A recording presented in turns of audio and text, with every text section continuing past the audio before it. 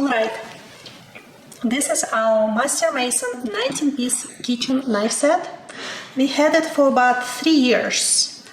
It's fit very nice in the kitchen. We liked everything except the scissors. The scissors are the only thing we replaced because we switched to the scissors that come apart and could be washed. So scissors not from the set. Let me show you what we have here. So we have a steak knives. Right here, 4.5 inches. Right here we have a 7-inch Santoku knife. And this is my favorite knife to use when I'm cooking. Next one, it's a bread knife. 8-inch bread knife. Smaller Santoku knife, 5-inch.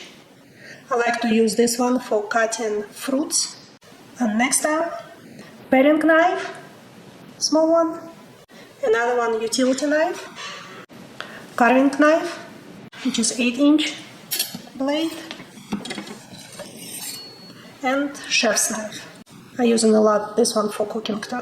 I like how wide and long the blade is. One more, we have a smaller bread knife. And right here, sharpening steel. Really liking it, been using it every single day, so you can see. And the block is very sturdy, so knives doesn't go anywhere from here.